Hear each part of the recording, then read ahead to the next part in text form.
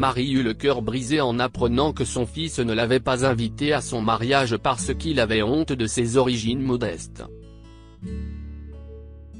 Cependant, lorsqu'aucun de ses invités n'assiste au mariage, il apprend une précieuse leçon. Marie est une mère célibataire de 50 ans. Après avoir perdu son mari, atteint d'une maladie incurable, elle a dû trouver un moyen de subvenir aux besoins de ses enfants. Son mari était le pilier de leur foyer, et comme Marie n'avait jamais été à l'école, elle avait du mal à trouver du travail. Marie trouva des emplois au salaire minimum comme plongeuse, blanchisseuse et femme de ménage pour l'aider à subvenir aux besoins de sa famille. Elle faisait tout ce qu'elle pouvait pour assurer la subsistance de ses enfants, quitte à sacrifier son confort lorsque cela s'avérait nécessaire. Marie avait une fille, Jane, et un fils, Ben. Ben était atteint de dyslexie, ce qui signifiait qu'il avait besoin d'une attention particulière à l'école. Sa mère a fait des heures supplémentaires pour lui trouver les meilleurs psychologues et enseignants pour l'aider à étudier. Malgré ses difficultés financières, Marie réussit à élever ses deux enfants. Ils ont tous les deux déménagé et ont eu leur propre vie. Ben est devenu plutôt distant et parlait à peine à sa mère. En revanche, Jane a toujours gardé le contact avec sa mère et a vécu près de son quartier. Marie travaillait comme femme de ménage dans une entreprise de nettoyage qui proposait ses services à diverses entreprises. Un jour, alors qu'elle passait la serpillière dans une bijouterie, son fils entra dans le local accompagné d'une belle femme élégante. « Je pense que nous devrions pouvoir trouver de bonnes bagues ici, mon amour », dit la femme à Ben. En fait, je pense qu'il y a une meilleure boutique juste en haut de la route. Viens, on y va, dit Ben en évitant de regarder sa mère dans les yeux. Elle avait l'intention de le saluer, mais elle sentait que, pour une raison ou une autre, il ne voulait pas reconnaître sa présence. Elle le laissa donc tranquille. Ben et la femme sortirent de la boutique, tandis que Marie les regardait tristement partir. Ce soir-là, Jane se rendit chez sa mère pour leur dîner hebdomadaire. Alors qu'elle préparait la nourriture, Jane remarqua que Marie semblait un peu distante et plongée dans ses pensées. « Tout va bien, maman ?» demanda Jane, inquiète. Oui. Je vais bien, je crois. Si est juste que j'ai vu ton frère aujourd'hui, et il agissait un peu bizarrement, expliqua Marie. L'état naturel de Ben est d'agir bizarrement, maman, dit Jane avec une moquerie. Si est dommage, il est probablement un peu sur les nerfs à cause du mariage. En parlant de ça, as-tu déjà une robe pour le mariage de Ben ? Mariage ? Non. Je ne savais même pas qu'il allait se marier, Jane. Il ne m'a jamais rien dit, expliqua Marie, choquée. Vraiment ? Je pensais que tu le savais. Je suis vraiment désolée. Ben est un abruti, dit Jane. Il était avec une femme quand je l'ai vu, ajouta Marie. Ce devait être sa fiancée, Diana. Elle est pleine aux as. Et si est en fait une personne tout à fait extraordinaire. Dieu seul sait comment Ben l'a eu. Mais je suis contente pour lui, dit Jane. Moi aussi, dit Marie. Marie feignit que tout allait bien, mais elle était profondément blessée. Pourquoi ne m'a-t-il pas dit qu'il allait se marier ? Ma bénédiction ne signifie-t-elle rien pour lui ? se dit Marie. Marie décida qu'il n'y avait qu'une seule façon de se libérer de ses pensées tourmentées. Elle prit le téléphone et appela Ben. Ben trouvait toujours des excuses lorsque sa mère l'appelait. Il était soit trop occupé, soit en route. Mais aujourd'hui, Marie était déterminée à obtenir des réponses. Malheureusement, Ben ne répondit à aucun de ses appels. Le lendemain, Jane est allé chercher Marie pour lui acheter une robe. Marie se sentait toujours mal à l'aise de ne pas avoir été invitée au mariage. Jane balaya ses inquiétudes d'un revers de main, déclarant simplement « Tu es sa mère. Tu vas aller à ce mariage. Ce n'est pas un mariage sans toi. » Après une longue journée de lèche-vitrine et d'essayage de différentes robes, la paire a finalement trouvé quelque chose qui lui plaisait. Elles achetèrent 2 robes bon marché, simples mais magnifiques. Marie les avait choisies et elle était fière d'elles. Elle estimait qu'elles convenaient à l'occasion, même si elles étaient peu coûteuses. Cherchant toujours à converser avec son fils, Marie lui rendit visite. Elle se rendit chez Ben, qui fut choqué par l'apparition soudaine de sa mère sur le pas de sa porte. Il invita Marie à prendre un café. Je suis désolé, maman. Si est juste qu'il y aura beaucoup de gens de la haute société et je doute que tu te sentes à l'aise, expliqua Ben. Tu as honte de moi, Ben ? Demanda Marie avec de la tristesse dans les yeux. Non, bien sûr que non, maman. J'attendais juste le bon moment pour te le dire. Si est compliqué, répondit Ben. J'aurais dû être l'une des premières personnes à savoir, Ben. Si est un grand chapitre de ta vie, expliqua Marie. Je sais.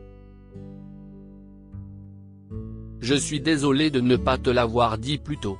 Si est tout nouveau pour moi, avoua Ben. D'accord, mon enfant, dit Marie. De plus, tu ne peux pas être gêné par moi. Ta mère a un goût impeccable, dit Marie, essayant de détendre l'atmosphère en sortant de son sac à dos la robe qu'elle avait achetée avec Jane. Je l'ai achetée avec ta sœur. Qu'est-ce ce que tu en penses ? Demanda Marie avec enthousiasme.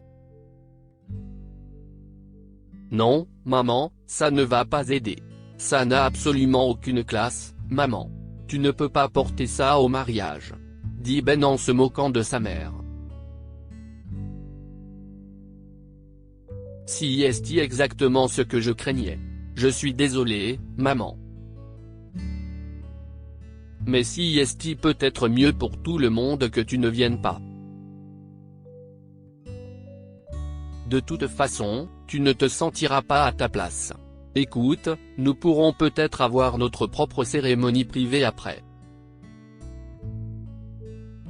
D'accord ? Dit Ben froidement. Marie fit de son mieux pour ne pas le montrer, mais les paroles de Ben la blessèrent profondément. Elle voyait clairement que son fils avait honte d'elle. Après tout ce qu'elle avait fait pour subvenir aux besoins de son fils, il avait honte d'elle. Marie prétexta un rendez-vous urgent et partit précipitamment. Plus tard dans la nuit, Jane rendit visite à sa mère. Après avoir frappé inlassablement à la porte, elle finit par entrer et se dirigea vers la chambre de sa mère. Une fois arrivée, elle vit sa mère en train de pleurer amèrement. « Maman, qu'est-ce ce qui ne va pas ?» demanda Jane, se précipitant pour la réconforter. Marie lui expliqua tout ce qui s'était passé plus tôt. Jane ne pouvait pas croire ce qu'elle entendait. Voir sa mère dans cet état lui brisait le cœur. Elle était déterminée à donner une leçon à Ben. Quelques semaines passèrent et le jour du mariage arriva enfin. Ben se réveilla de bonne humeur. « Aujourd'hui, tu te maries avec ta belle et riche épouse. Aujourd'hui, tu quittes la vie de pauvreté et de conflit pour entrer dans un chapitre de prospérité », se dit Ben dans le miroir en arrangeant sa cravate. Le témoin de Ben était censé venir le chercher pour le mariage, mais il avait déjà près d'une heure de retard. Il essaya de l'appeler plusieurs fois, mais il ne répondait pas à ses appels. Ben finit par prendre un taxi pour se rendre au lieu du mariage. Lorsque Ben est finalement arrivé sur le lieu du mariage, ce qu'il a vu lui a fait froid dans le dos. Il ne pouvait pas croire ce qu'il voyait. Le lieu était complètement vide. Ben tenta d'appeler l'organisateur du mariage, mais lui non plus ne décrocha pas. Ben s'agenouilla devant l'autel, désespéré. Alors qu'il était sur le point d'appeler Diana, il entendit sa voix derrière lui. « J'ai annulé le mariage, Ben, » dit Diana calmement. Ben se retourna pour voir sa fiancée vêtue d'un pantalon de survêtement et d'un débardeur.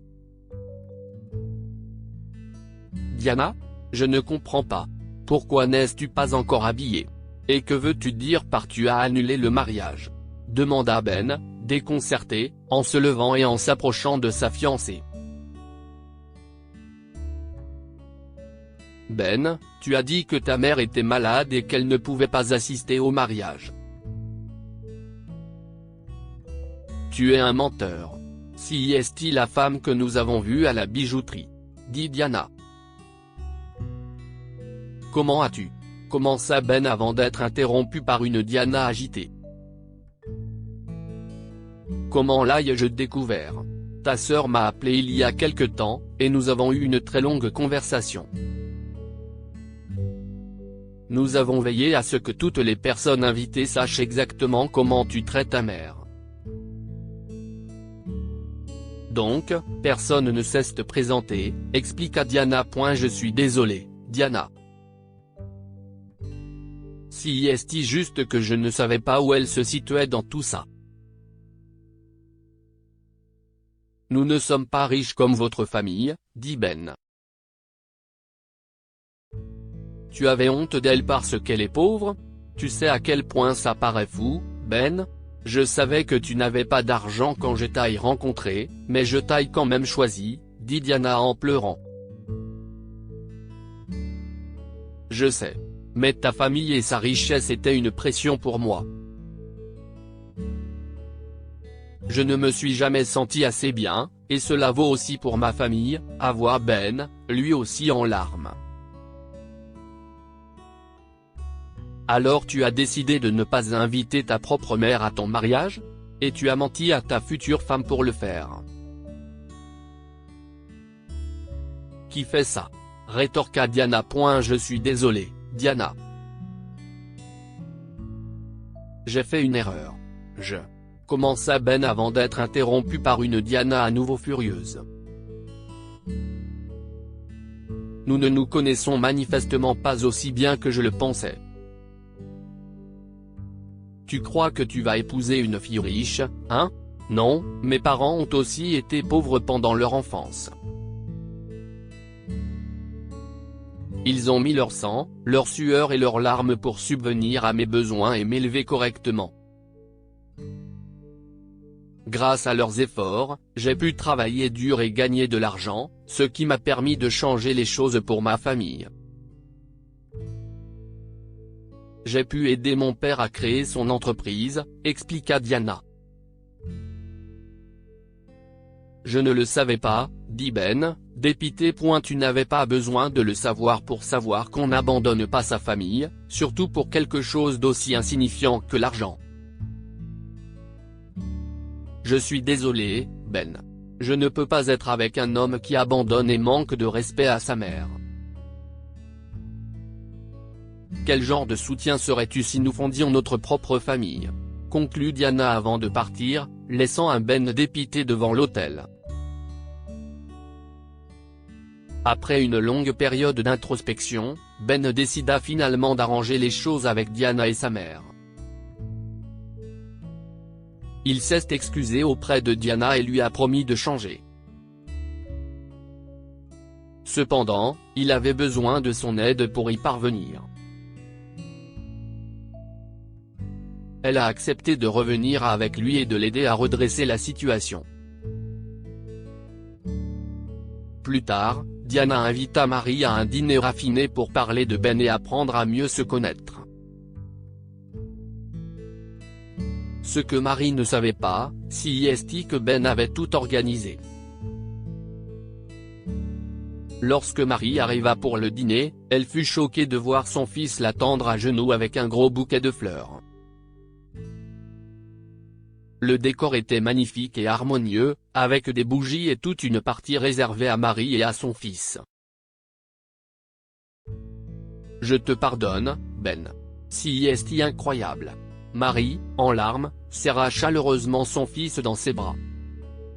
« Merci, ajouta-t-elle. Non, maman. Merci à toi, dit Ben en larmes. Diana, Ben et Marie profitèrent d'un magnifique dîner et Marie put enfin faire plus ample connaissance avec Diana. Il s'est avéré qu'elle avait beaucoup de choses en commun que Ben n'avait pas remarquées. Après ce jour, Ben trouva un nouvel emploi et commença à gagner plus d'argent, qu'il utilisa pour subvenir aux besoins de sa mère. Marie a pu quitter son emploi dans l'entreprise de nettoyage. Grâce au soutien financier de son fils, Marie a commencé à faire ce qu'elle avait toujours voulu faire, aider les enfants dyslexiques. Ben n'avait plus honte de ses débuts modestes. Au contraire, il s'en est servi comme d'une étincelle pour faire en sorte que sa mère et sa famille n'aient plus jamais à se soucier de l'argent.